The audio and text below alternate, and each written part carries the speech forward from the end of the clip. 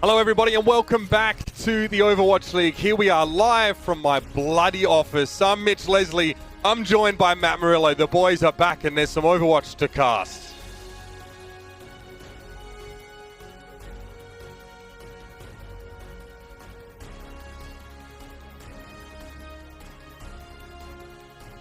Yeah, no doubt about it. We have, of course, still yet to see a lot of results out of the Atlantic Division. If you recall at home, that was the division that we traveled with a lot early on in the season.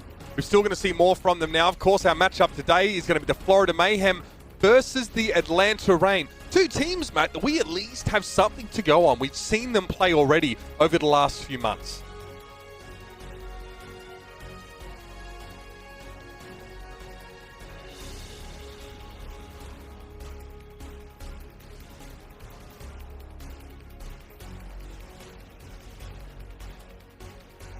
All right, yes, so it seems like we're having some issues with Matt's mic there, so I dropped you in a bit of silence there, but basically what Matt says was, "Hey, I'm Matt Morello. I get paid too much to do too little and just talk when Mitch gives me space." But we were discussing, of course, what we saw so far from the Atlanta Reign in this season. A weird loss to the Paris Eternal, which kind of made a lot of us sort of scratch our heads and wonder what was going on. We got to match up with them once more in Washington, D.C., where they actually turned up and put on quite the show, albeit it was against the Boston Uprising. Let's, though, have a look at the Florida Mayhem starting lineup, ladies and gentlemen. Get an idea. If you watched Watchpoint, you would have seen something maybe a little bit different, a little bit unexpected. Gangnam Jin, not in the lineup today. It's actually going to be Byram and Chris in that support line.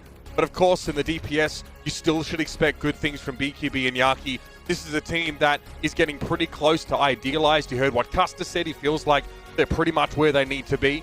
And we saw a lot of great stuff from Yaki in his debut season in the Overwatch League. BQB, still for the most part, operating primarily as sort of a facilitator. We see plenty of Sombra action from him. Now, though, with what hero pools are looking like, which we'll touch on in just a moment, there's an opportunity for a lot of stuff. We can expect to see, maybe BQB on that Widowmaker, the Yaki on the Pharah. We saw Chengdu try and play that similar lineup last night. If you were awake, can be difficult to execute that composition, but looks really good when the Widowmaker and Pharah work in concert with one another. Let's now head across and have a look at the Atlanta Reign starting lineup, and this one as well has a little bit of a change. Edison and Baby Bay are going to be starting. Not the first time we've seen Baby Bay begin on the DPS spot. Sometimes throughout the series he does get swapped out, but it does mean they're without Erster for that first map at least. Gator and Hawk, now this definitely makes us think, an Orisa Sigma composition from them may be likely. In the absence of Lucio at the moment, that might just be the direction they want to try and take things in. And then Dogman and Master to round things up. Master will obviously not be able to play on his favorite Lucio pick for the time being. But the Atlanta Reign still have plenty of options up their sleeve. It's a long series, obviously first to 3. So there are plenty of looks that they can throw out in the meantime. But sorry about this for the time being. We're just working on getting Matt's mic all sorted up. But you have your starting lineups. And we can sort of see how they hit the ground running as quick as possible. My cat is trying to get onto the desk. Well, I mean, you already saw Custer's cat, right? Say hello, Hugo. Hello? All right. Now, don't press any buttons over there, okay? Yeah, behave yourself. And yeah, so the first map is going to be Control. It's going to be Busan, for those that are wondering. And when we jump in there, we'll actually get to see how these two teams play out on Control. So the hero pools as well, for those who maybe aren't aware, it's Winston, Lucio, Soldier 76, and Sombra are out right now. We heard a lot of our analysts say that that's opened up a lot of different looks, a lot of different opportunities for teams to play other stuff.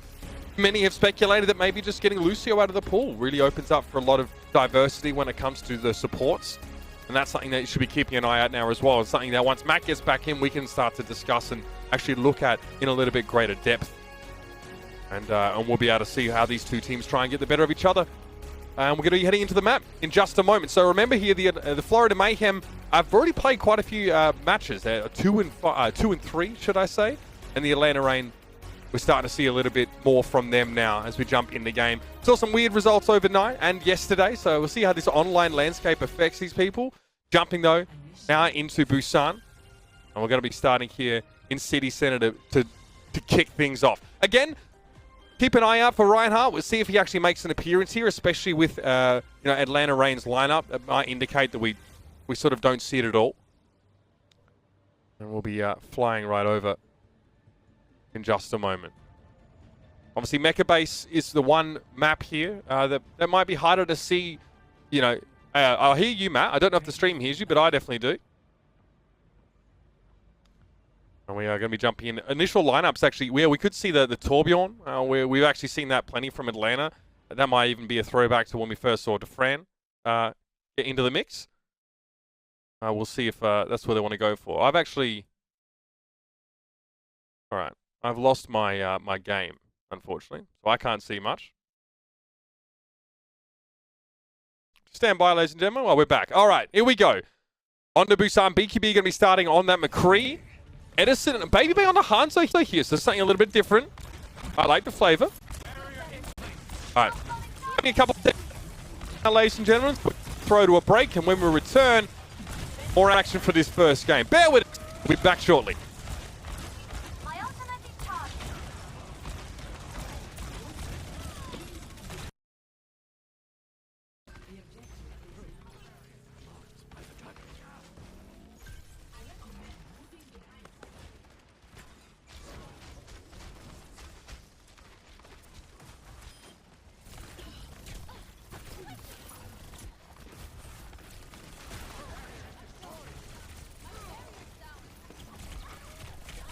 Still in the mix here, ladies and gentlemen. Forgive us. Turns out we're not going to a break. Already 17% for the Atlanta Reign. They start off well, and it is that Orisa and Sigma competition that we first expected to see.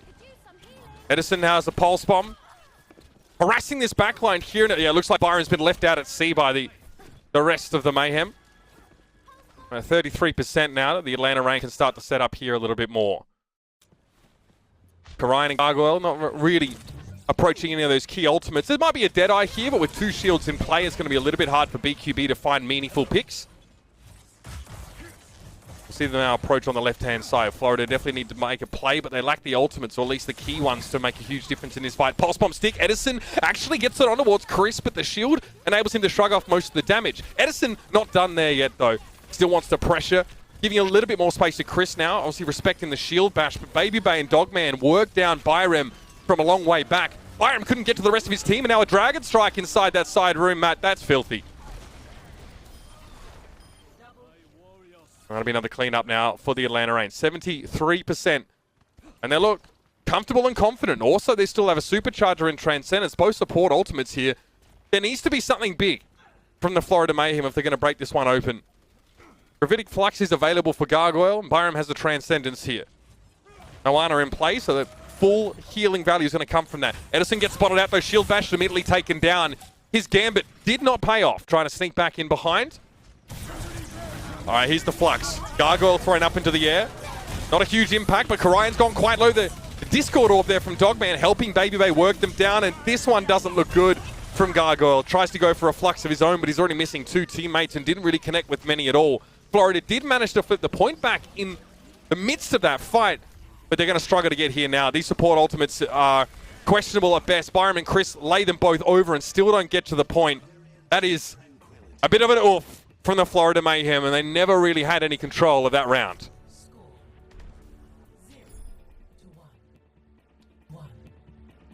And we'll see now if they can bounce back in our second.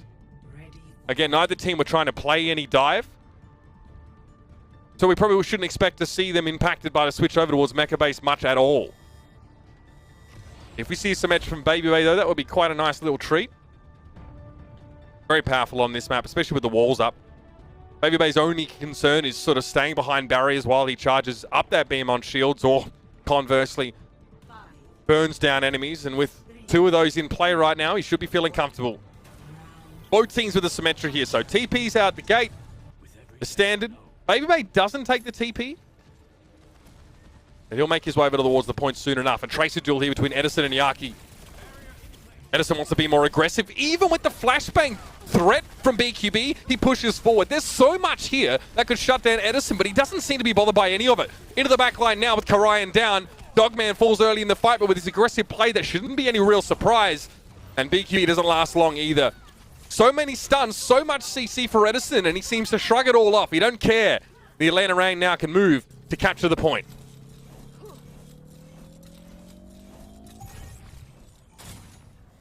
pleased as punch, I'm sure they all are. All right, the switch for BQB. No more McCree. Going for the Hangzhou now. Looking like he'd rather play a bit of a safer game. But it may impact his ability to deal with someone like Edison, who will harass. And look at this. The Florida Mayhem move can't really get safely to the point. Babybay's got an off-sight line of BQB's down to Edison now. Recalls. Chris tried to stun him up. There's a pulse bomb for Edison. What is that? He turns around and sticks it to Chris. Just a little flick. And the one player pretty much keeps the entirety of the Mayhem at bay. He had to use a pulse bomb, sure, but there's a lot of value there. The rest of the Reign can build up their ultimates safely. And now the Mayhem have to regroup entirely again. 38% on the clock now. Sonic Arrow down for Babybay just in case Yaki tries to make a flank, which he has to do. We can't really play with the rest of the Mayhem while they're running headlong into so much poke damage. He has to find a way to get around this, or at least get around their formation. Maybe a pulse bomb, maybe he takes the front door. But he'd have to back out pretty quick. The Mayhem split themselves voluntarily, 4-2. And Karayan and the rest of the crew are playing on this left side of the map. Yaki might need to turn around though. This pulse bomb needs to be stuck somewhere.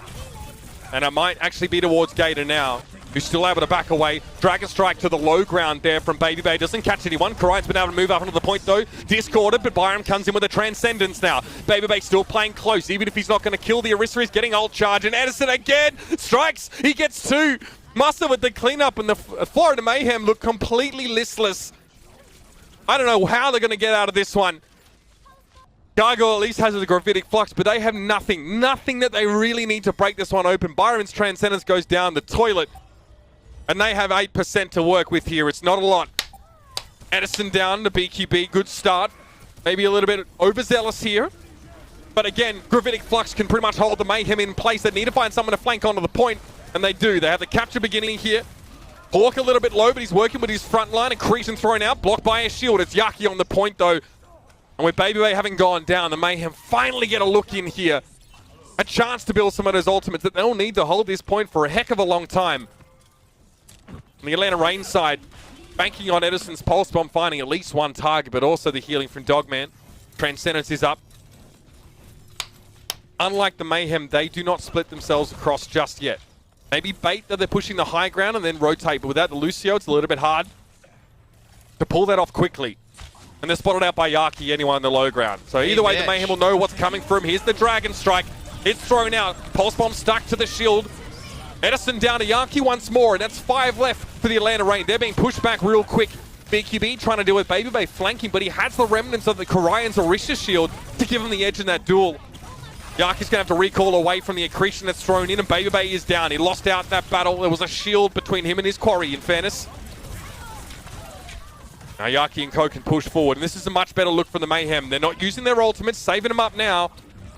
And they're at 55%, giving themselves a real fighting chance at another round here on Busan. Well, they have some ultimates to work with now. As you do have some ultimates here. As Karayan has the supercharger, you have Yaki with the pulse bomb. As you're doing a decent job solo casting. You're Thanks, doing bro. decent there. I thought it was. I would give it a 7 out of 10. To be honest. Okay, I'll take that. Yeah. I'll take that considering it's out my office.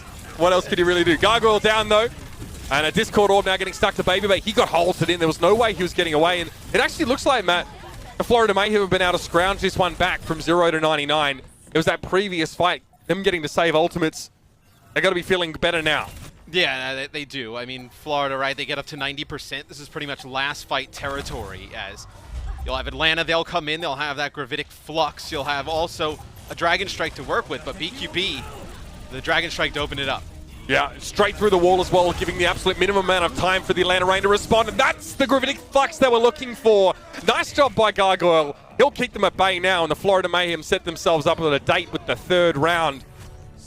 As we're going to be heading over towards the Shrine. And maybe we won't see any different compositions here. I kind of feel like the Atlanta Reign tipped their hat by, bringing Gator and Hawk into the fray.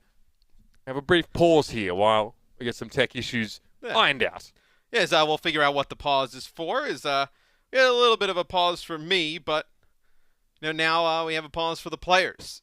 So now that I'm back, I didn't really change much of anything to get back. Did you actually do anything? Did you just went and got a coffee? Didn't you? No, I actually just, it was one of those where it was working and then it didn't work and then you hit the power button on everything and then you start it up again and then you don't change any settings and it works perfectly fine. You love to see that. They actually don't put that stuff in the manual, you know. You just have to know. No. A lot of the times when you have to go through and change a lot of the settings, the real answer is just turn it off and turn it right back on and it'll work.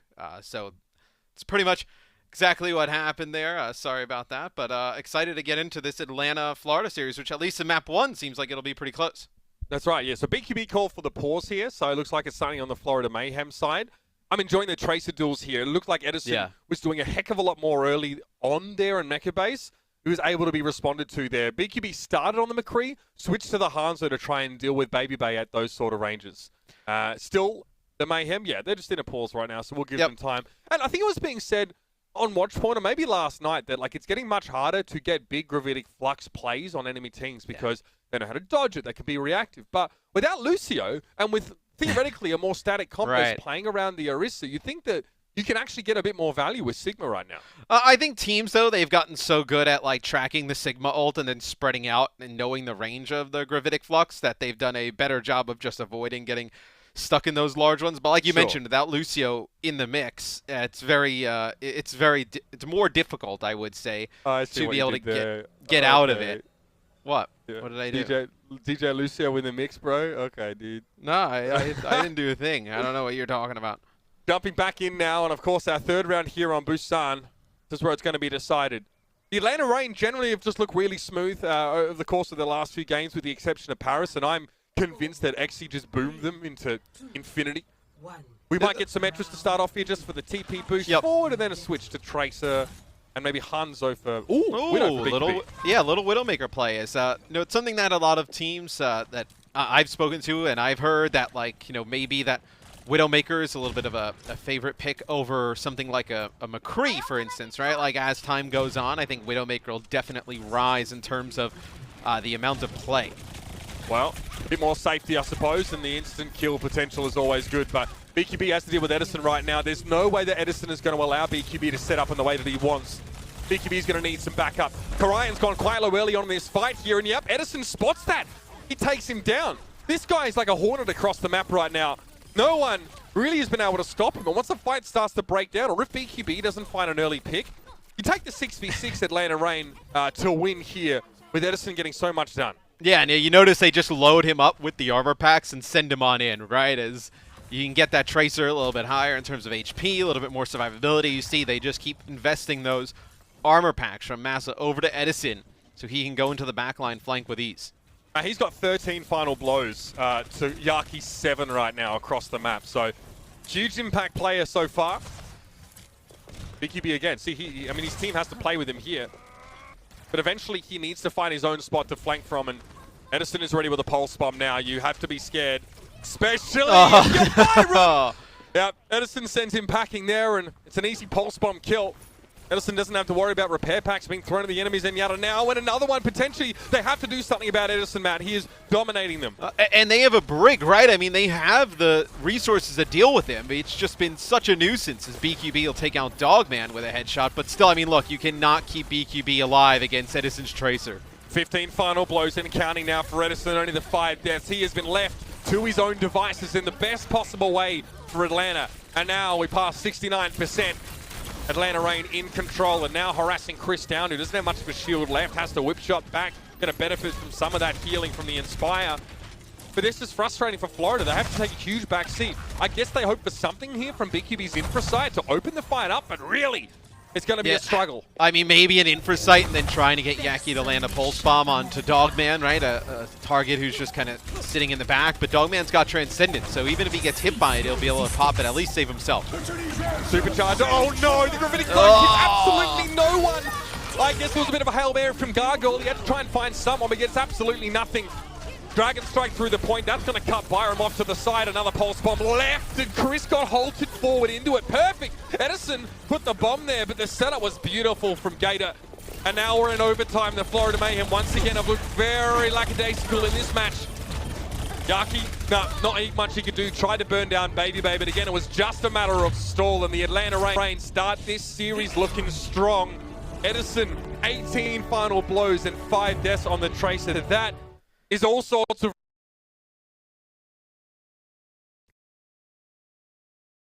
going to be a really quick match. Through to the back line and just let him do whatever he wants, especially if you're going to try and play somebody like a BQB on the Widowmaker, right, and some shorter range maps where he's not going to be able to survive. So that's a rough one for Florida at the start.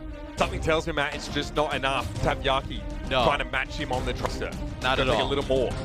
Yeah, I mean, look, you're going to have to really focus down and try and get Edison out of the back line. Like they had the Brigitte too, right? You had the Brigitte, you had the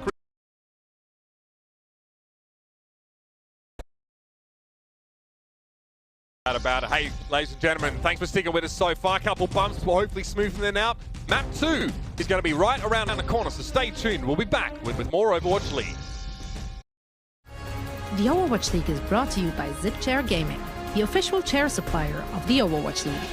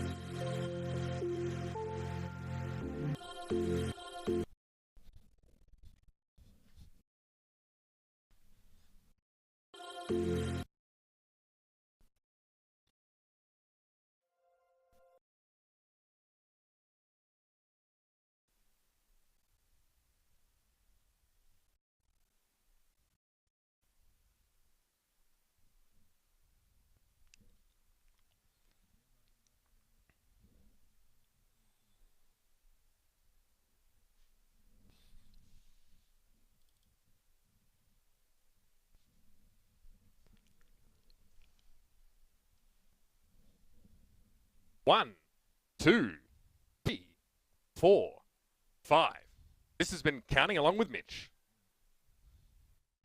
The Overwatch League is brought to you by Pringles Wavy. Big crunch, big flavor. Welcome back, ladies and gentlemen, from the break.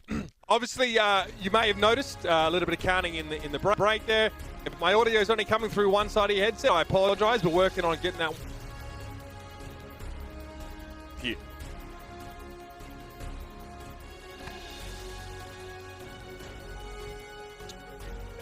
Did not look good at all. That's some flubs indeed.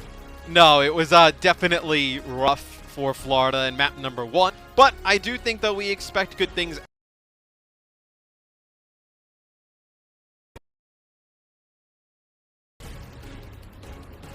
The same for Florida. Florida put up a really good fight. And I think, like any team, though, you get frustrated when you see them make mistakes that could easily be avoided. And, they kind of lose in situations where there's a lot of things they can do to prevent that. So I think if you want to, as a Florida fan, you want to see them, if they're going to lose, at least play the right way and lose. Don't make the mistakes that are really going to hurt you against a team like this. Yeah, I mean, we mentioned it a few times. It does look like Edison as an individual definitely was able to take over Busan. Even the first half of that second round that we did see the Mayhem able to win back on Mecha Base, he looked to be very strong. They did manage to shut him down, but it looked like they were dedicating Yaki to purely just get in his way. But Yaki wasn't able to go and find kills of his own. He wasn't able to be that harassing tracer. He had to sort of counter the enemy. Yeah. And well, to be fair, I mean, it is difficult to duel that enemy tracer when the tracer that you're dueling has the armor packs from Masa on the Brigitte, right? Sure. No idea. The tracer's 2 armor packs, dealing the other tracer. You force a recall out earlier. They have to go away. They can't fight the 1v1. That allows, Edison to go in and then start to really cause some chaos. So I think they definitely need to support Yaki more if their approach is going to be just have him shadow Edison in that tracer 1v1. Yeah, no doubt about it. Maybe different picks would give them the option to flank more, but I really just don't see the Atlanta Reign going away from that. I mean, keep the tracer in action. If you can, on a map like we're going to Route 66 now, there is the option to play a bit more of that far if you want. Maybe the snipers have a little bit more space to work with.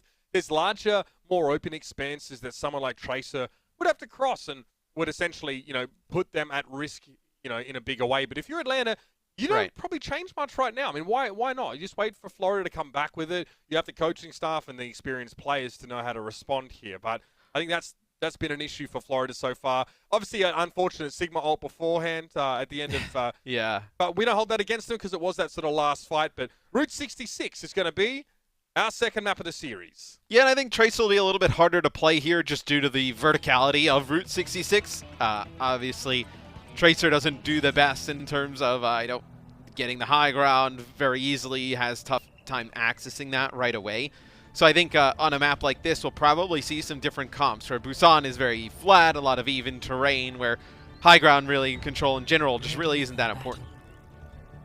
And we'll see how the picks sort of embody that. On the attack here, we'll see if the Atlanta Reign come out with that Tracer comp, but it doesn't seem like the Mayhem want to switch up much at all here. So I'm really curious now to see if Yaki actually gets to be the instigator, especially because they're defending. That might be even more difficult in that regard. Or if we're just going to watch him, again, try and spot Edison and chase him across the map for the whole round. Well, this is a map you've seen like some...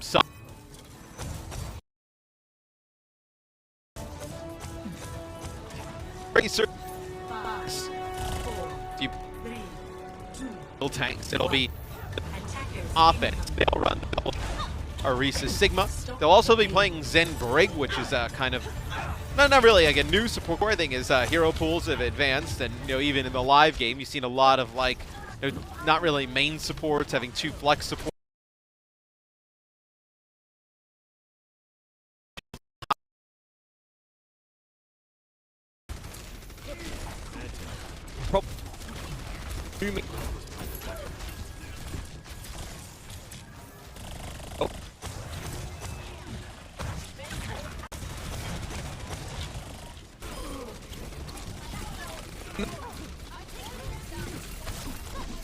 Doing stuff. For the deep.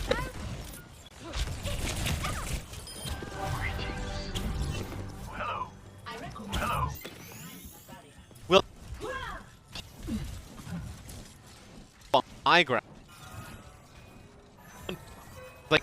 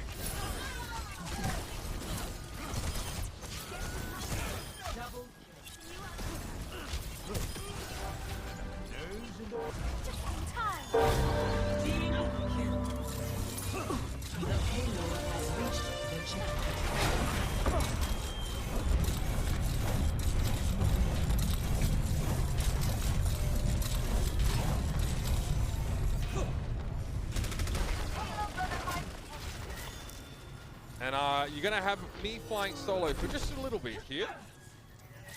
Hopefully that's okay. We can go back to counting with Mitch, but I think the Overwatch is probably a little bit more exciting. Good for Vinny's flight. Ryan doesn't get knocked up into that one. It actually only ended up being Gargoyle, who was discorded at the time, and Edison, he dropped the pulse bomb. It looks like it was on the back of the shield of Gargoyle, so when he dropped down into it, he was done. Fantastic hold from Gator. 3 players drawn down to the low ground, and Ryan just gets mixed. But Byron's been doing some solid work from the high ground. Picks off 2, Yaki pulse bomb, he gets hawked, and it's an easy cleanup. The 2-man play between Byron and Yaki, hugely impactful in that fight. Now Yaki sits at maximum range here, and Baby Bay just needs a tickle, and Yaki will provide. 2 minutes on the clock here, and Gargoyle now has a Gravitic Flux to set up. He can lay it on the payload if he wants. Maybe he wants to wait out the Fortify. Find a way to force the Fortify of Gator, and then they can really make it punishing. I am now back. What's up, Mitch? Yeah, I know you really like the solo cast type of thing. It's kind of what you normally try and do, but I always interrupt. That'll be a Gravitic Flux that'll come in from Gargoyle, connects with a few, but Dogman lands a Transcendence to keep Atlanta up. That hurt. I'm not gonna lie, I'm still reeling from that one. Hawk picks himself up, but BKB's there with the damage. An easy cleanup here again for the Florida Mayhem, and now things are starting to work. We're on board with Yaki, and we saw a lot of what he was doing in that fight. A little bit of a cheeky back cap attempt here from Edison, but now he's headed for the hills. He'll be sitting here inside that third part of the map until he has the chance to come and find an early pick. Yeah, no, you'd like be like, okay, well maybe he's trying to get one off the respawn, but nobody respawning right now for the Florida Mayhem, as you can see the outline of Yaki on your screen. So that'll be Supercharger here on the high ground. Kick things off for Karayan as you still have Edison on the flank. Yaki gets the stick though, comes in, but Hawk got so much shield there from that kinetic grasp that the bomb barely did anything at all. And that's a tough one for Yaki because they were really hoping for a pick there. Now they get mowed down. It was a fairly early Supercharger map from Karayan, to be fair, before the fight started, but he kind of already put it down. Oh, I was going to say, can you wait and actually make a play out of this? But you have Byram who's using Transcendence on the other side of the map, and They use the Transcendence. They don't even keep Yaki alive, as this is bad for Florida. They're so out of position right now, and they're being halted backwards off the cart, and they can't get there. Chris knocked down. Now, it's not C9 because technically they were prevented from touching the cart, but that's pretty brutal. Is it worse, though? Is it worse? I mean, they burn the Transcendence to try and keep a Tracer alive, and they don't even do it.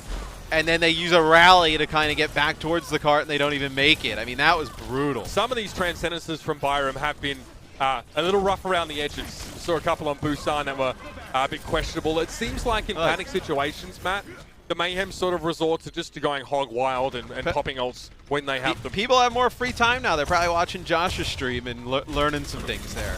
How to use those Transcendences. Or unlearning the Or just way burn them, yeah. Just unlearning, yeah.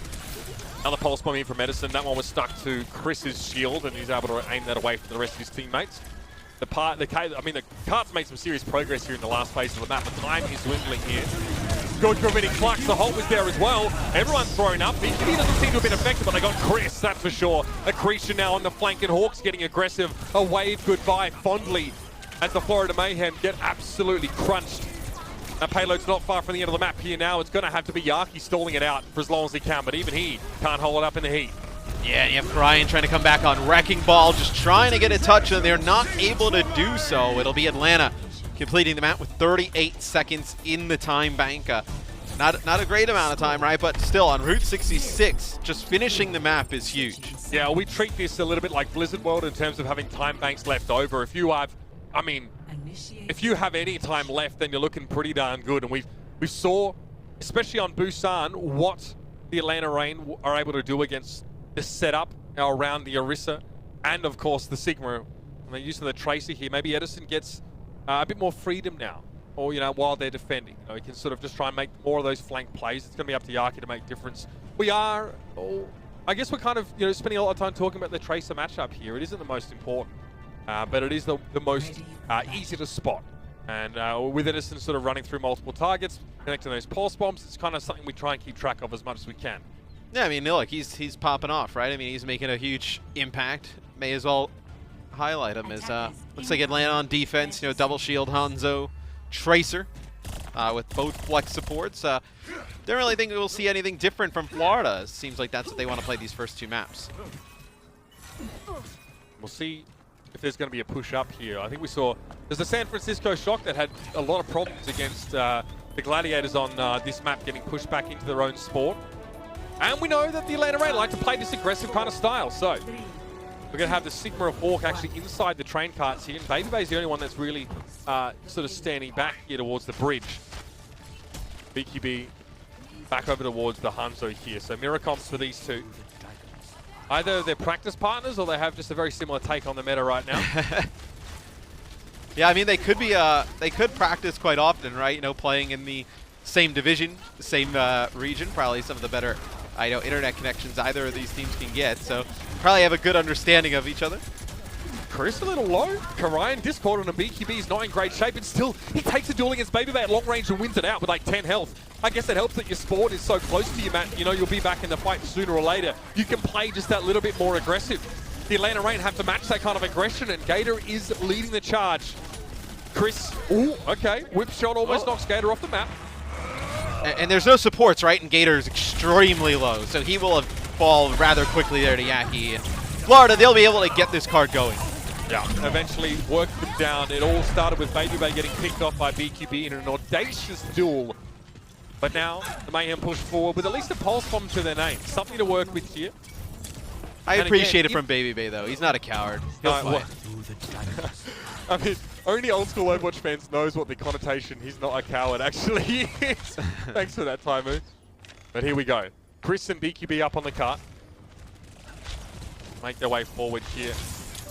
All right, Karayan down early. Oh, it's actually a salvo of balls from Dogman with the Discord Orb to help work down that tank. And now what? Darky has to be the one pushing the cart when he really wants to be going forward, getting aggressive. Baby Bay's getting a lot of looks right now, though, Matt. There's a Sonic Arrow thrown in this direction. But look at BQB. I mean, he just has to get out of harm's way, just getting harassed by Edison. Dragon Strike from BQB. Okay. Hawk, very clever, actually, using the Gravitic Flux almost, it looks like, to get out of the way of the Dragon Strike, and then gets value getting Chris. That's filthy. That is worth right there. As you get rid of the Brigitte, you also pick up Gargoyle, who play in the Sigma. He was the only tank available at the time, as they had gotten a kill on a Karine a bit earlier, and that'll result in a fight win for the Atlanta Reigns. So they'll be able to get a hold here. 1:43 on the clock. Still a good ultimates, though, here for Florida to push this over the line, right? Gravitic Flux, Transcendence, Rally. You're going to be able, you should be able to push this and at least get point A if you're the Florida Mayhem. Matt, to put this in perspective for you, Hawk has 11 final blows right now. The next closest on the reign is Edison's 9. So he's getting involved in so many of these kills, and 3 of those set up with accretion. Ooh, they almost actually get a pick off on Chris there. It's a halt, brings him above a shield and a Discord. Gravitic Flux. Hawk comes down with a Discord on it, but again, Kinetic Grass, he used it while he was in midair, soaked up so much damage. So you do have to fight. Yeah, you have a fight going out on the cart, though, as Masa used as the rally, tries to get over the high ground, but Baby Bay coming on a flank here. It's the Sonic Arrow, put it on in, a few more shots, doesn't connect with anything, is Florida, they push through the front, they pick up the kills, and this is what I was talking about. Florida, they had the ultimates at their disposal to keep the cart moving. That'll be a kill on Edison there, as that should be a point A take. That's it. I'll take a bit of a backseat for a bit, just because my audio is not in great shape.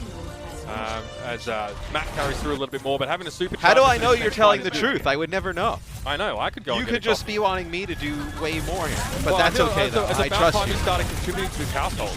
I trust you. I believe.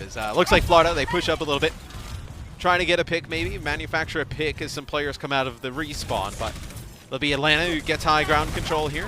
Still have Yaki moving the cart. That'll be a pulse bomb kill from Edison to open it up.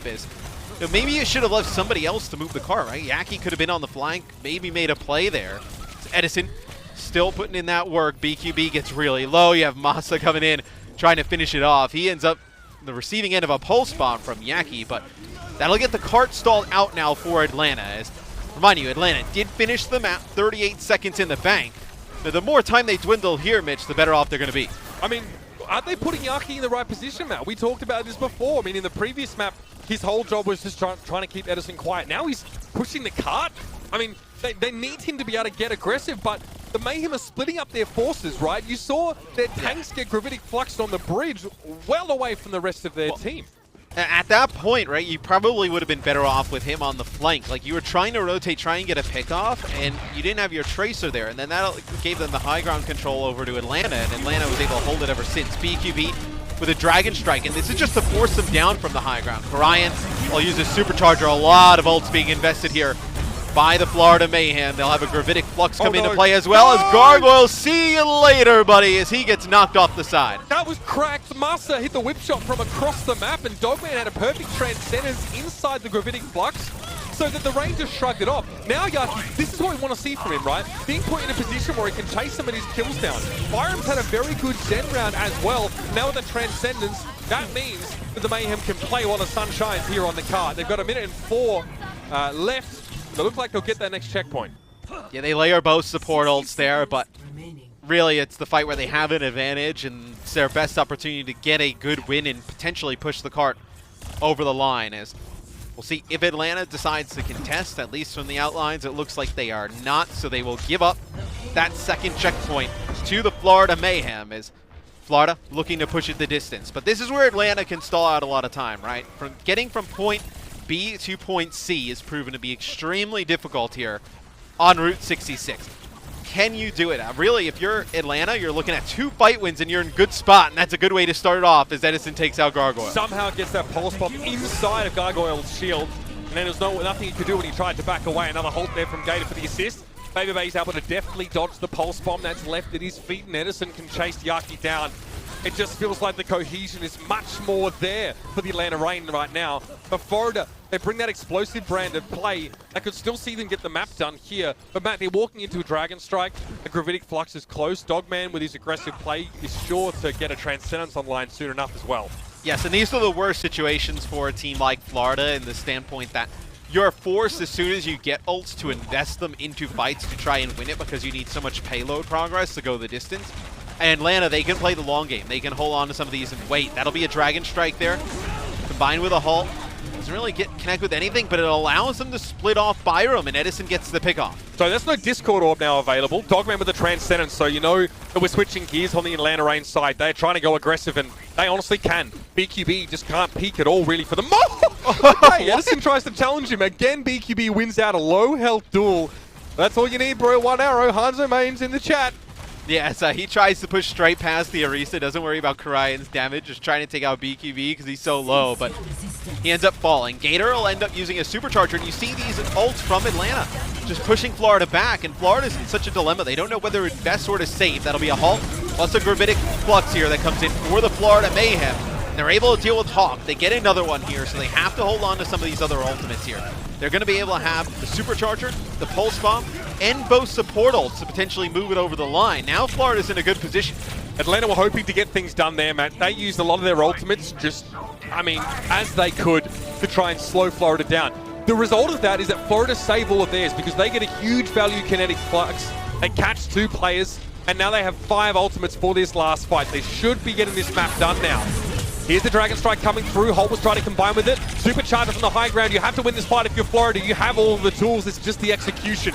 Buster goes for the rally, though. That's one of the few ultimates that Atlanta had available, but that shield from Gator is down. Yaki tries to go for the stick here on towards the enemy Zenyatta, but Dogman's able to get away from it. But as you may expect, sheer weight of ultimates is starting to win the day. Gator's knocked back. He couldn't fortify and get there. And the Florida Mayhem win the round, and you have to point fingers there at the Atlanta Reign. A lot of ultimates may be slightly frivolously used just at the start of that stage. There was still a minute left for Florida to win the map. I think it's actually just a big play from Gargoyle. Well, it's Karayan and Gargoyle, right? You use the Gravitic Flux, you get a good halt in, you lift them up to the air, you're able to get a pick off of that, and then they pick off one more. That allows them to hold on to 5 ultimates, man. Like, you get those 2 pickoffs out of that Gravitic Flux that allows you to hold on to 5 ults. You can then use those ultimates towards the end of the round to push the card over the line, where Atlanta, they thought that was a winning scenario where they invested into it and they don't end up taking that fight. That turns the tides. Matt, Byram has 11 final blows. Dogman has 5. He's definitely standing up.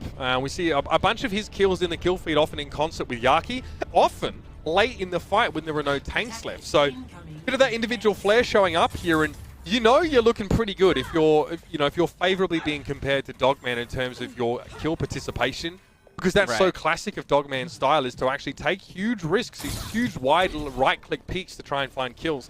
Something that we saw MyXL punish them for last year. With the Widow here for Baby Bay to start off. I do like the Widow pick. Like I mentioned before, whether you're discussing like McCree, Hanzo, Widowmaker, I think Widowmaker will be the hero who wins out as time goes on between all of those heroes. It's obviously the one-shot kill potential with the headshot, with the Overwatch League players being so talented to be able to do it often. We're online though, Matt. We're online. You know, it's a different story. So many players have said it feels so different. And they play thousands of hours online. Well, that's true. I mean, Ansan Sniper didn't have any problems. Yeah, he's totally fine. Gator's a little low. Just the pressure of a Widowmaker, right? Yaki has to be so careful. The sightlines that he picks. BQB makes the switch over to Widow as well, trying to take the duel. Yeah, Master dropping down early, and yeah, Dogman's going to be right behind him by the looks of things here. Again, the Atlanta Reign, I mean, you know, you're not too worried about this. You're not really intending to full hold someone. No. There was a whole minute for Florida. Eventually you're going to lose the fight, but if you can just not waste ultimates and build them up, then you're in good shape. Both Yaki and Edison, you can see, have had pretty similar contributions to damage so far in this round. Yaki has the pulse bomb, though, first. But Atlanta doesn't extend that long enough to do some damage and gain meaningful ult charges. BQB and Baby Bay both switch over to Hanzo. Yaki with a pulse bomb here, but it'll be Byram who gets picked off first. Yaki goes in with a pulse bomb, doesn't get anything, but how did they get this pick off on the Byram? Who knows? I mean, Byram might be playing aggressively. You know, we saw him get so many of those kills. Gator does go down. Pulse bomb was used for Yaki, and they didn't actually find anything with it, but here's Edison with 2. He gets the pulse bomb kill on towards Gargoyle. Baby Bay now chimes in and gets rid of BQB, and there's not much left for Yaki and Byram here. Again, the dynamic duo who've done so much work on this map so far, they have to leave the card. Byram can't even touch it. He'll be picked up before he gets there, and that's where the card finishes. 67 meters into that first part of the map, and now the Atlanta Reign have their win condition. And it looked like potentially that kill on a Byram was like a halt plus an accretion and some damage from the Sigma. So it's Gator and Hawk combining for that kill as The cart does make some progress. It doesn't get extremely close to taking point A, but just gets right around the corner by Big Earl. So some progress here for the Florida Mayhem, but let me remind you, more time in the time bank, right? Florida had a minute and 38 on the clock here for Atlanta Reign. Do they come out with that Widowmaker again? The Widowmaker could get like an early pickoff, really snowball to the offensive side to keep pushing the cart. Get I mean, that's what Yaki was trying to do, right? That last round, he went forward with a pulse bomb, and all he found was an Orisa. I guess he thought if he threw it inside the tunnel to you know, section 2 of the map, that he might have found a free kill there, but he didn't, and he got clobbered. We'll see how they decide to play this defensively, Florida. Do they want to play cart? Do they want to play up on top of Big Earls, give up some payload progress first? At least what it looks like from the start is that they will play on the backside. So they will not play up defensively aggressive, try and play for that 2-fight scenario. They're going to play on Big Earls. This really gives them one shot at it, right? Because the cart will probably get right around the gas station area, right around that corner. It's usually where that first fight kicks off. If they lose that one, it's GG. I mean, Atlanta will be able to take this map. Out of the gates already. No Widowmaker on defense here from the Mayhem. They're not actually going to copy Atlanta in that regard. And they'll sit back. They don't take an early fight. So this, I mean, it's maybe not as risky because of where the cart needs to get to. They might not get time to get back to this second location for a second fight if they play forward. But that puts them essentially immediately in one-fight territory, and these picks from Hangzhou, from Traces, even from Accretion stuns, are going to be so important. That is so aggressive from Dogman. He pushes up, but they're not punished for it at all because Byron and Chris have already gone down, and there's no healing left now for Florida. You have to think that this is where you go aggressive as Atlanta. Gargoyle's forced to try and flank on his own here, but Master's been moving that cart forward most of this time, and Baby Bay finds yet another one. He's Hangzhou starting to finally come alive, and back goes Gargoyle. He just has to try and move away, try and stay alive, but everyone's jumping on him, and just one player on the card is all Atlanta need. And Master will stand there until it's all done. Second map now goes over towards the Atlanta Reign. I mean, look, Florida, they lose both supports at the beginning of that fight. Once they lose both supports, they do get a pick off on a Dogman, but still, it's not enough. So, yeah, Mouse on the Brigitte, who's just staying alive on the cart. And at that point, right, you have to collapse on the payload. And do you want to collapse on a Brig, right? Then they just get the healing Inspire all over the place. SpeedQB really had no great targets on the Hangzhou to be able to pick off. And Atlanta make quick work of Florida in the first 2 maps. There it is. Map 2 done now. We'll be back with a bit of halftime shenanigans after this break. So stick around, and thanks for bearing with us. The Overwatch League is brought to you by T-Mobile. Rank up with America's first and only nationwide 5G network. And by State Farm. For auto, home, or renters insurance, like a good neighbor, State Farm is there.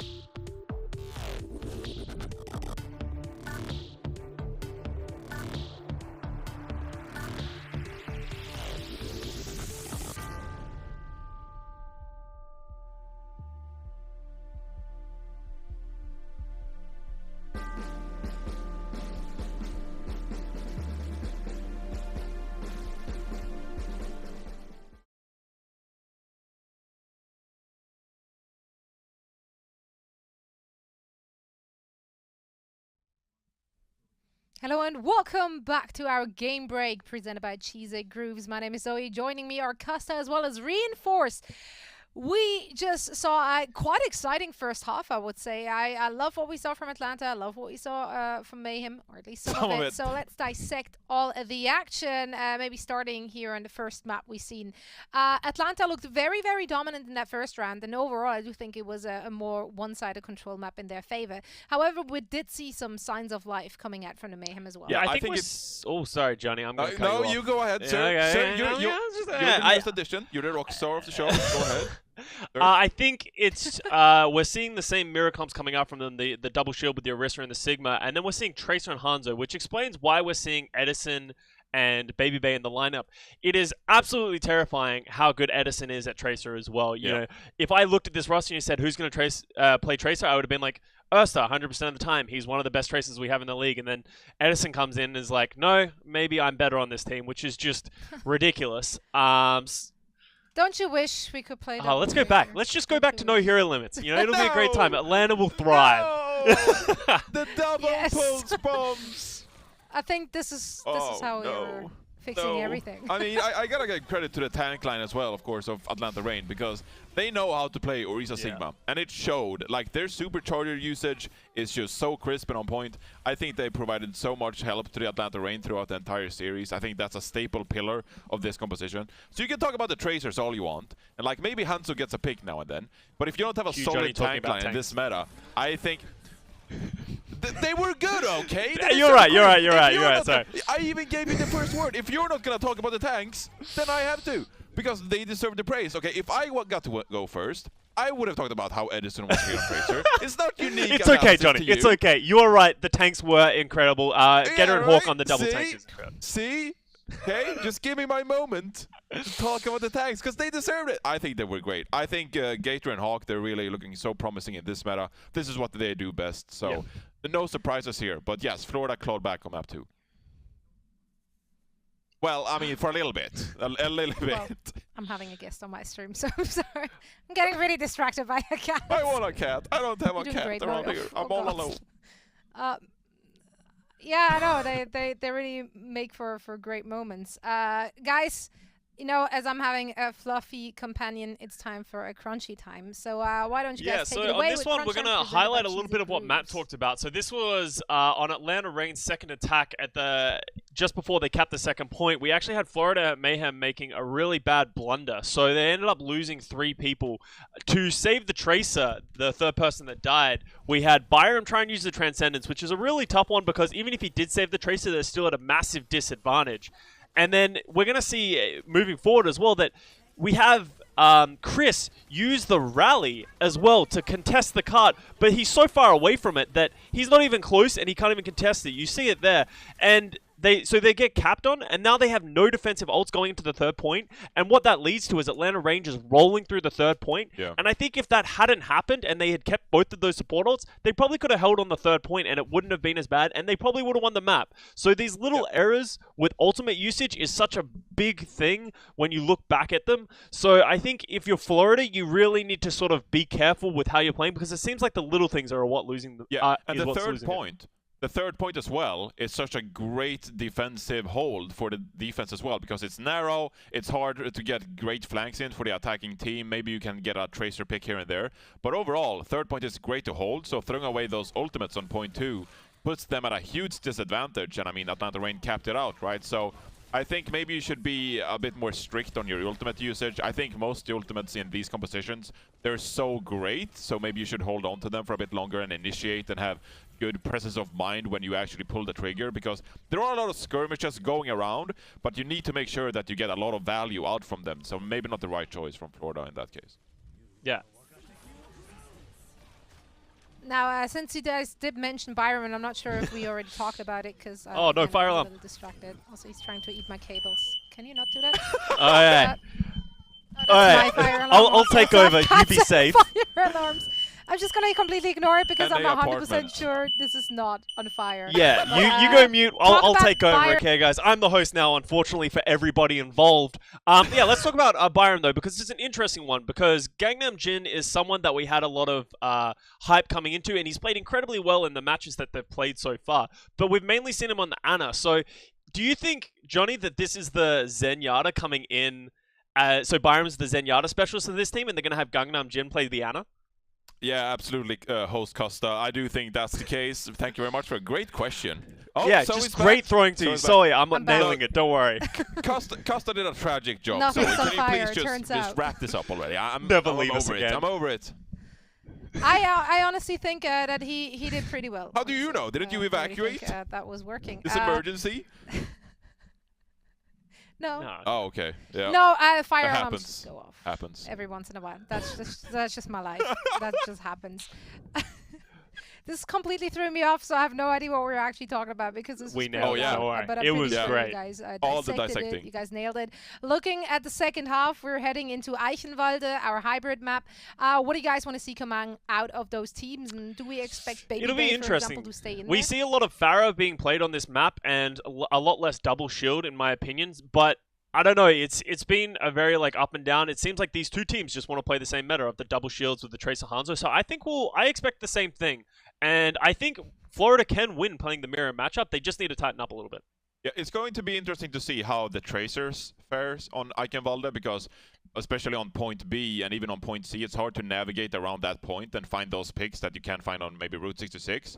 So I definitely think we'll continue to see more Orisa Sigma and probably Hanzo, but maybe change up the Tracer pick. And I say that knowing that Tracer is probably the best hero in this composition. She's so useful in these compositions, but on Eichenwalde specifically, it can be hard to get that value and hit those flanks. So we'll see if either of the team changes it up. Yeah, I do love that it is looking to be a close match, even though Atlanta Rain is currently up 2-0. Mayhem is definitely making them work for their money. We're heading into the second half, all the action being called by Mr. X and one side Mitch, and we'll be back with our game break, or rather the in-between games afterwards.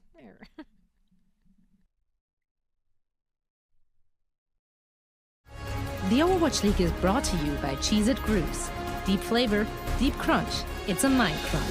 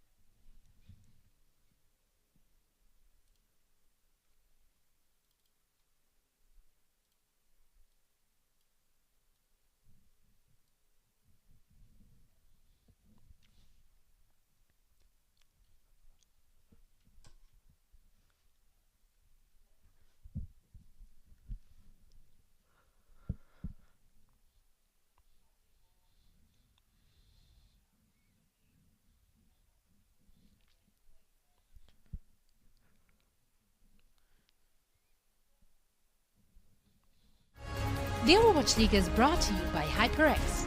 Unleash your style, unleash your fury. With HyperX Fury Memory.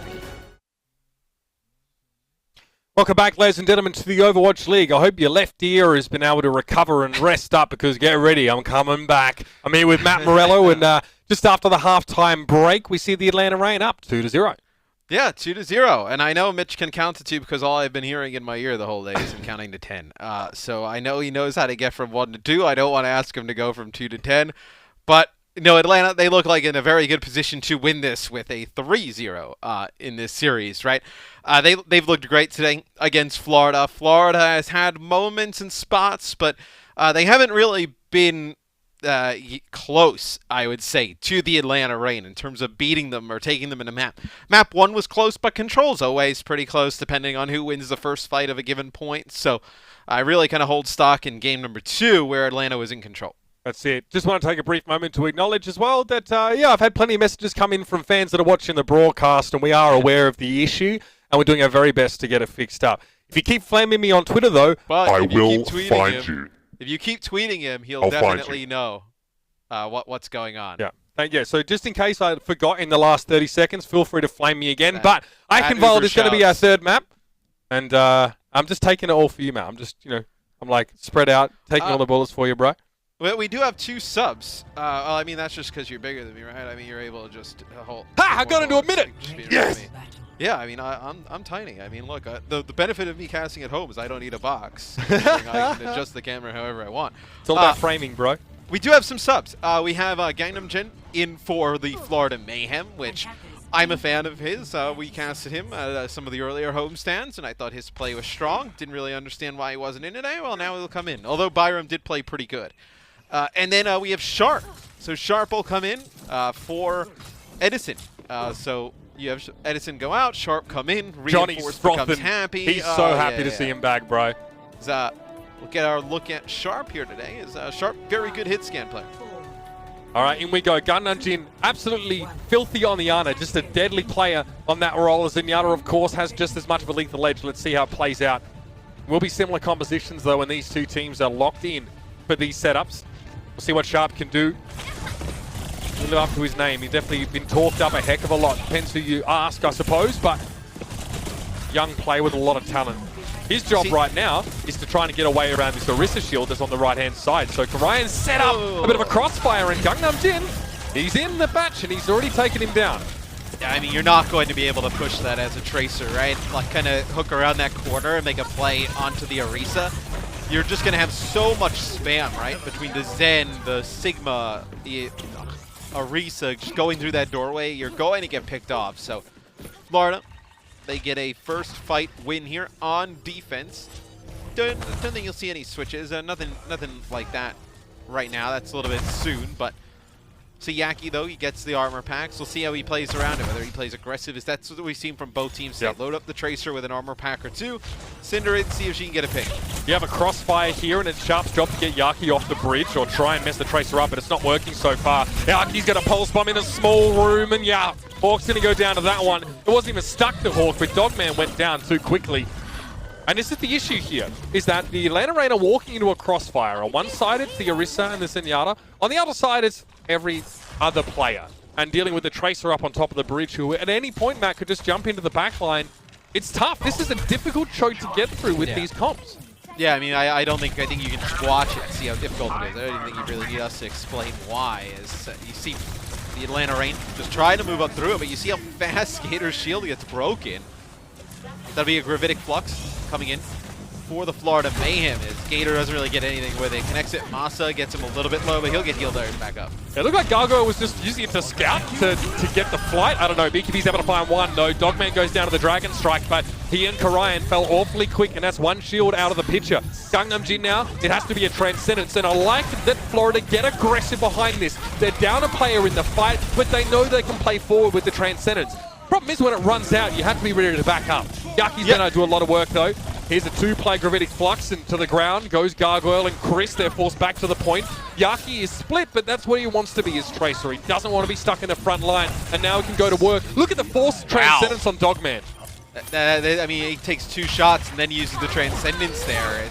Yaki's Pulsum gets eaten up by Hawk. This will be rallies for both sides. As Brian is getting close to that supercharger, could turn the fight. Pulse Bomb got eaten up there by the kinetic grasp, and here it is not. from Sharp. This time, Karayan gets taken down by that one. A lot of ultimates here being used by the Atlanta Reign in a very short space of time. It started off with Dogman on that hair trigger, just hit the Transcendence as soon as he felt threatened. But they've had to expend these ults. I think, Matt, if you're Atlanta, you realize it's hard enough to break through onto the point, so now we may as well just get this point captured and spend whatever we have to. Yeah, and I mean, you see some ultimates being used by the Florida Mayhem as well, and if you're Atlanta, right, you don't use any ultimates, you drag that fight out for an extended period of time. Florida, and you lose it. Florida will be able to come back with some ultimates of their own and get a really good fight for potentially the last fight of the half. So that's why you end up using those for Atlanta. Sharp on the high ground, just lurking here, trying to manufacture a pick. Doesn't want to go in on the brig. Get some shots into Gangnam, but not enough to finish him. Yeah. He did see Chris, though. He didn't want to approach it all. Sharp is being very cautious, justifiably. BQB's gone down, though. That was a nice accretion and Holt set up now. And look at the push forward. They get Karayan on the low ground. And again, Florida try and turn this one on their head. They get aggressive while they're behind in the fight. Supercharger got thrown down, but Gator just blew it up. He was just able to push past the shield quite comfortably. Chris is basically unkillable, as Brig tends to be with plenty of healing. And Gargoyle is able to drop down and clean up the rest of Atlanta. But now the Reign have their Transcendence back. Dogman definitely regretting, using it as sort of easily as he did previously. They'll have that available for the next fight. This is how it went down for Gargoyle. Yeah, we take a look from Gargoyle's POV as the Gravitic Flux comes up. So nice. Enough damage onto one, and then he connects with another kill there. So do see Masa ends up getting taken out towards the end. So big fight win there for the Florida Mayhem, specifically Gargoyle making the plays. Is now on the high ground for Florida. You don't have any ultimates to work with. If you jump down, what Atlanta could do, which is what Florida did with their Transcendence, is they use the Transcendence and they let the Brig go aggressive with the Transcendence to try and build up Rally. You get the Inspire procs, you get Rally out of the Transcendence. It's a good use of the ult. Pulse Bomb on Karayan. He was fortified, but it still took him quite low. Marso able to follow that up quickly because, of course, shields, they don't care much about the flail. It'll cut through them either way. Gator being fairly patient, actually, backing up to the cart here. Maybe even just allowing someone like Sharp to get the finish on Gargoyle. Will now ride the cart through, and they know that Yaki's up on the top of the castle somewhere. So it's a minute and 20 left in the round. I expect to see Transcendence probably straight out of the gates from Gangnam Jin here, and Chris is looking for a knockoff now with the cart on the bridge. Yeah, I mean, you can kite this, though, if you're Atlanta. You can back up a little bit if they try and come in with the Transcendence. So they're even going to get a touch. I mean, barely they make it to the cart. And they do. So Chris goes aggressive on that top side there. Looks like they're trying to isolate Hawk. Dragon Strike from Baby Bay, though, just close enough. There's not going to be enough time for the Florida Mayhem to react to it, and he gets another one as Chris falls down. Gangnam Jin has got a nice little high ground position, but he's depending on his team to win the fight on the card here, and they don't. So now he's on top of the castle and essentially very out of position.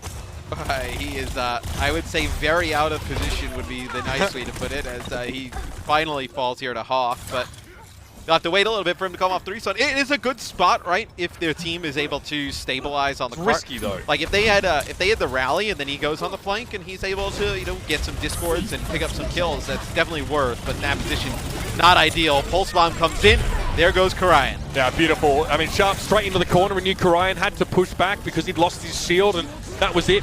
Chris, with the rally, can pretty much stand up on his own for quite a long time. The Dragon Strike for a moment split Atlanta up, but not for long enough. Now they're going to reconvene here over the cart, and Baby Bay has a great spot here. This is pole position on the high ground. Karayan shredded down there by the Storm Arrows, and Gargoyle's in trouble because Hawk's going to get in his way, create more space for Baby Bay to work, and a wayward arrow catches BQB on the way down. That's beautiful there. Great little combo from Hawk and Baby Bay. I mean, that was clean from Baby Bay at the end there. The Hangzhou aim on point on Eichenwald as they finish at minute 23 in the bank. I mean, that is pretty good with the way Atlanta's played this series. They're in a very good spot to close this one out. I mean, a 3-0 would be a good start to a little bit of a reboot of the season for the Atlanta Reign. I mean, Hawk, being obviously brought up from Tier 2, from Atlanta's Academy roster, has looked excellent, incredibly good on this Sigma so far. He's got 7 final blows. He's tied for sort of top on his team. Really impressive stuff. Also, Sharps look really good. Look really solid. He definitely strikes as a little bit more of a calculated play than Edison is. He's not as aggressive. He's definitely a little bit more wary of a Brigitte that's standing in his way. But here's what Baby Bay did to him at the end of that last round. Yeah, I mean, this is Pretty sweet. Storm arrows. The headshot onto the Orisa. He's going to take out Gargoyle here as well. The drop down, he lands a shot onto BQB, doesn't kill him, but does about all the damage. And then the shot on the Yaki to finish it off. So yeah, I think Sharp, you kind of think about like, well, what kind of player Sharp is like for potentially this Atlanta roster. It's like, well, you remember when the Fusion had like Carpe, but then they would put in Snillo at times, right? Yep. I feel like he's the Snillo to Edison's Carpe here for the Atlanta Reign. I mean, that's fair because it is a Swedish and South Korean player combination. I like that. Yeah, that checks out, Matt. Do you approve? What would you rate that one? I mean, I gave your solo casting an admirable 7 out of 10. You did. I feel like a 7 out of 10 is like kind of the limit for you, though. You just don't get that excited about anything. So well, look, if my limit's a 7 and it's a 7 out of 7, that's 100%. So that's perfectly fine with me. And for me too. Yaki has already got himself into the hunting lodge in the backside here. The question is, he's not looking for respawn kills. He's looking to maybe try and get some damage on Orisa. Force an early Fortify would be excellent. I mean, eyes need to be on Gator right now. Gator does not want to have to use Fortify until a hold or something similar comes in. If he uses it beforehand, he's in deep trouble. Yaki dashes through the Brigitte, but has to back up. He takes a lot of damage. It's not hard for Muscle to hit him, Matt. He just holds mouse 1 and tries to make sure his camera's in the general direction of the enemy Tracer. So Yaki, frustrated, has to back up, and BQB gets mowed down by Sharp. I'll say though, I mean, we rarely talk about like Brigittas, right? But I feel like Mas had a great game today on the Brig. Is like every time he is in position, whether it's to turn and rotate, help Dogman, or to help and push through on the front line, like you never see like Yaki be able to get like easy contests. Even right there, right? He's trying to just put some pressure on some players of the Atlanta Reign. Masa right in his face, where sometimes we see Chris, a little bit not out of position, but a little bit slow to kind of help Gangnam Jin push through the front. Yaki has carte blanche right now. He can push through and do what he wants. Sharp is still coming back. Well, he was on the respawn. Yeah, but look, I mean, he can't really he knows that the Brig is playing on the one side. He has now the attention of Hawk. It's very difficult. I mean, he's going to have to try and get a pulse bomb and then maybe a recall here. As there's the pulse bomb. Beautiful pulse bomb there from Yaki as he connects with Hawk. Yeah, that's the recall, just like you said. It keeps himself safe for the time being, and this allows Gator to get crushed by Gargoyle. He can roll straight on through. Baby Bay has to commit to the fight, and he's found his second kill. Now that's 3 for Baby Bay. Gargoyle stand up. Oh, Baby Bay. Another for the man. Oh, he just cleans up. That's 5. And what is it about the Atlanta Reign and Eichenwald point A? Because Baby Bay just absolutely took them to Browntown. I mean, that's the beauty of having damage dealers like Baby Bay on your team, and just seeing damage dealers be able to really make an impact in the league, right? Fight's not going their way at the start. They lose a player to a pulse bomb, and what happens? Baby Bay just takes out 5 on Hangzhou. Absolutely worked. Now, Gargoyle looking for a gravitic flux. Only caught Hawk, who looked pretty comfortable. He can always just go for kinetic grasp in midair. Here's the Transcendence. Here's the aggressive push. Gangnam Jin caught out there. Looks like it was a Holt accretion combo elsewhere on the Florida Mayhem to try and take them down. And all Florida, they're feeling the burn now. And Baby Bay again doing his best Robin Hood impression, except he's not stealing from the rich. He's stealing from the poor. Where are the ultimates here for the Mayhem? I mean, they're non-existent. I mean, you're going to have Transcendence here, but you may use the Transcendence just to kind of weather out the Gravitic Flux. Supercharger right here, but then as soon as Supercharger comes in, you have the issue of like a Dragon Strike coming through or a Pulse Bomb. As Atlanta, really, they may just need one more hold. If you're Florida, you have to invest some of these ultimates coming in online. Could be GG here shortly. Sharp playing close. As the Pulse Bomb, he'd love to stick it as they walk through here. Oh dear, Airborne Transcendence. Okay, Gangnam did look like the sun up there. Pulse Bomb doesn't connect. Sharp could have found a kill there, but really, I think he was hoping to catch Gangnam as he came out of Transcendence. The timing wasn't quite there. Dragon Strike through. Gargoyle with a kinetic grasp here, and he actually eats up the arrow from the Dragon Strike. You do not see that often at all. That means he was close enough to the arrow from the Hangzhou ultimate that it didn't explode out into the Dragon yet. Sharp is trying to make up for this as much as he can. He found a couple, but so did Yaki. Yaki down the 1v1. Down to 10 HP, but BQB interrupted the gentleman's duel, and this will be the capture here for the Mayhem. Oh, and it's a big eat from Gargoyle. Like you mentioned, the way that the Dragon Strike kind of reacts, whether it be with Kinetic Grasp or Diva's Defense Matrix, is you have to be in position to eat up the arrow, not necessarily the dragon. Once it kind of pops and blooms into the dragon, it's uneatable. That time, though, Gargoyle in a position to be able to do that. They end up not having to use the Supercharger here. So now, Supercharger, maybe another Gravitic Flux, allow them to keep the cart moving. But Atlanta is still in a prime position to win this, Mitch. I mean, just like on Route 66, you have a ton of time to work with for Atlanta. You don't need to push the tempo or the pace on defense. Although now that you have 2, you may want to. But they can just play the clock and just burn the clock slowly here. BQB doesn't want to commit to the castle. He doesn't want to play close quarters like Baby Bay did in the Hunting Lodge on point A.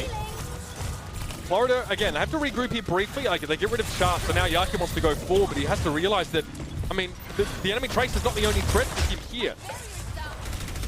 Master trying to back away. This hold will prevent him. He had to shield bash, trying to get behind Gator. Transcendence from Dogman. That wouldn't have saved anyone from the pulse bomb. It was going to kill them.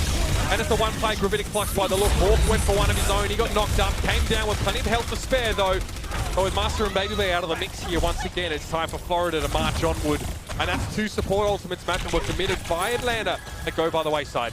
Yeah, and I'm not sure if that was a miscommunication between the Atlanta supports because they pop rally, the pulse bomb comes down, and Gator looked like he was going to be easily, going to sidestep it, and they end up using the Transcendence. They don't have the Transcendence for the Gravitic Flux, as Gangnam Jin ends up using his Trans here, playing in front of the door, just trying to keep everybody up and maybe back them up a little bit, but that just looked like it was a little bit of an emergency. He didn't want to die in that position, end up having to pop it to save his life. BQB so smart. Nice, Sonic Arrow that gets behind the wall. He peeks for the minimum amount of time and gets an instant headshot. That's a lovely open to the fight. And I guess, look, you use the Transcendence from Gangnam Jin there. It doesn't look great, but it allows Florida to play this close. It means they don't have to back up and fight on the bridge, which is so risky, which just lets people like BQB play right near the door with that Sonic Arrow and set up kills. You spend an ultimate to get that kind of real estate, but in the end, it yields you this second checkpoint. Still, it wasn't a great Transcendence. I mean, anyway you put it. I mean, they end up getting the point, but it's not ideal to use it in that type of situation where the cart not really making much progress. They just had Yaki on it, but they forced him off of it. Nice Dragon Strike here from BQB, though. Connects with Dogman yet again. It's like the second time we've seen Dogman die to those Dragon Strikes. Yaki's in position, hoping to try and follow up here a little more, but Gangnam Jin and Chris are gone down. Nice Gravitic Flux from Hawk, and yep, that's the cleanup. 1 minute 10 on the clock, and the Mayhem, whichever way you slice it, are going to finish the map with less time in the bank. Right now, all they can focus on is getting it done in general. There's going to be a Supercharger here for Gator. Can play it back in the corner and make it very hard to get rid of the Bongo before I get full value. If Pulse Bomb from Yaki doesn't get anything here, they end up losing him, so you're going to have to wait if you're the Florida Mayhem. This hurts because that'll allow Atlanta to have Transcendence and Rally for the next fight. You could kick things off with Rally if you wanted, force out the Gravitic Flux, then Transcendence, and then push on through and get the W. So that would be a winning combo there for the Atlanta Reign. I mean, we've done counting to 10. We can do the alphabet later on if we want, but I know the W is the only thing that the Mayhem are really looking for right now. Gravitic Flux for Gargoyle, lets it go. Good hold combination. Pulse bomb thrown on Karan on the low ground. That one Sharp was able to find a low health Arista to finish off. Gargoyle got so much out of the kinetic grasp, but he still has to back off. Everybody is looking at him right now, and Gangnam Jin doesn't want to use that Transcendence just yet, but he has to. He's got no other choice. Gargoyle tries to barrel forward now, and Hawk has to keep his shield down for a little while. Gator wants to push forward. Bit of aggressive play here from the Atlanta Reign. They kick it up a notch, and it works out.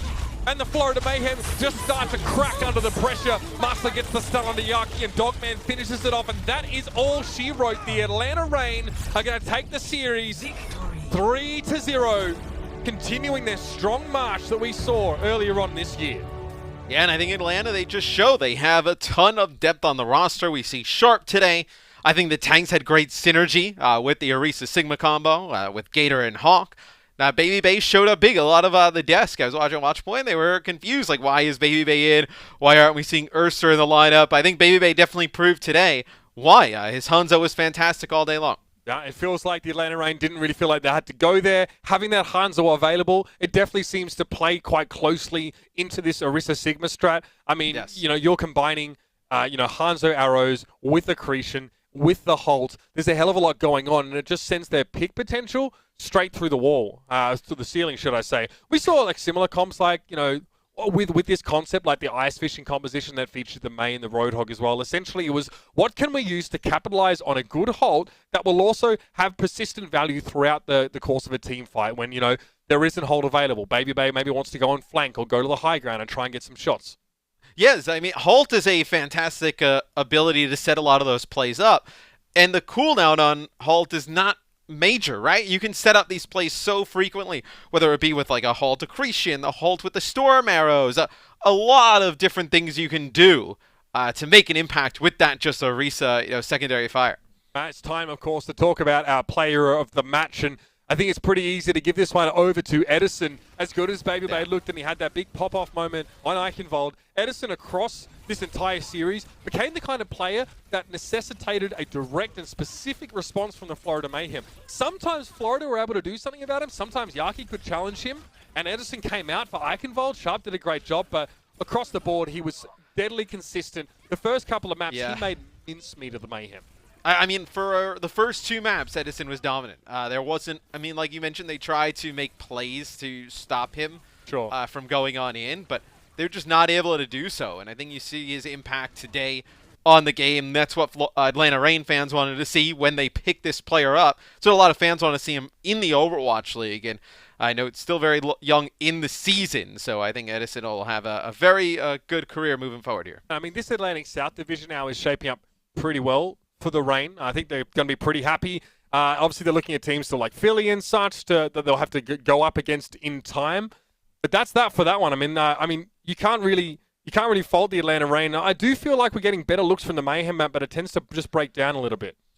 It's not great still, though. I mean, Florida, they've come in and they make some adjustments to the roster, not a ton in the offseason. And we haven't really seen like great results yet. Still really early for the Florida Mayhem, but I think people definitely expected a little bit more. Well, coming up next, ladies and gentlemen, is Seoul versus the Los Angeles Gladiators. So stick around for that one. More exciting Overwatch League action happening from here. By the way, your left ear, it's a little warm in here. Could you just go air it out? Maybe use a Q-tip a little bit? Thanks. I'll be right back in there after the break.